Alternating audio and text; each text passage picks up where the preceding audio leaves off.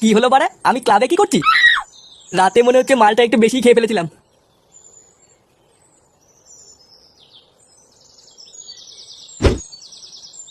হ্যাঁ গো, তুমি চলে এসছো? হ্যাঁ লেওড়া এসছি।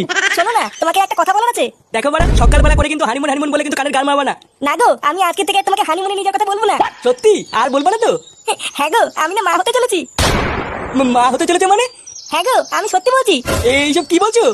লেওড়া, আমি এখনো পর্যন্ত মেশিন পত্রে হাত হইতে পারলাম না, এইদিকে মেশিনে জং ধরে গেল।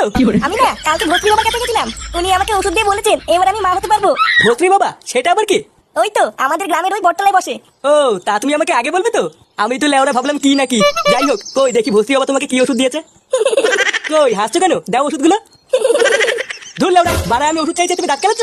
দেখাতে হবে না তোমাকে ওষুধ, আমি নিজে গিয়ে ভর্তি বাবার কাছ থেকে দেখে আসছি। পটুদা, কোথায় যাচ্ছো? আরে বলিস না বাড়া, বউ নাকি কালকে ভর্তি বাবার কাছে গেছিল মা হওয়ার জন্য। ভর্তি বাবা নাকি আবার ওষুধও দিয়েছে, কিন্তু লেওড়া আমি যতবারই জিজ্ঞাসা করছি কি ওষুধ দিয়েছে দেখাও, মাগিটা ততবারই দাঁত কেলাচ্ছে। ওই জন্য ভর্তি বাবার কাছে যাচ্ছি কি ওষুধ দিয়েছে জানার জন্য।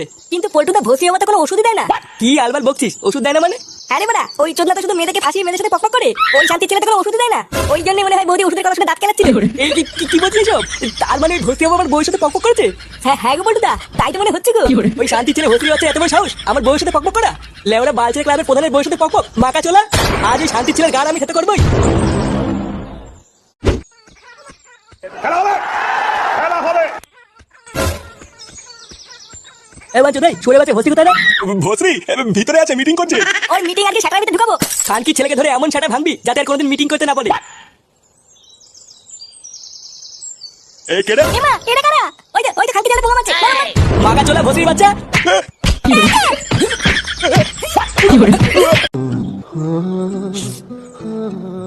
কান্না করো না পটুদা, যা হয়েছে সব ভুলে যাও।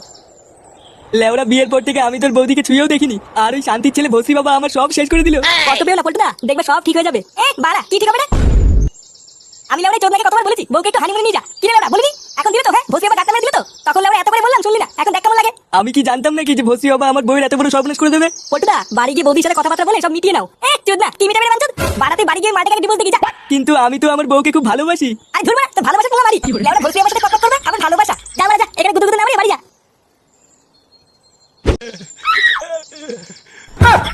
কি গুরুদেব, এটা কি হাল হয়েছে আপনার? চোরের বাচ্চা, দেখতে পাচ্ছিস না কি হয়েছে? বাড়া 3-4টে ছেলে আমার ক্যাম্পে ঢুকে আমাকে ঠাপিয়ে দিয়ে গেল। তুই কি বাড়া বাইরে দাঁড়িয়ে দাঁড়িয়ে বাল ছিটিস নাকি রে?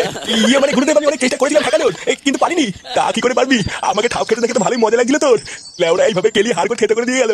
এবার তো দেখছি বাড়ি হাতে রাস্তায় বসতে হবে। চোদনা এইভাবে দাঁড়িয়ে কি বাল দেখছিস? আমাকে তাড়াতাড়ি হাসপাতালে নিয়ে চ। আচ্ছা গুরুদেব, চলুন চলুন।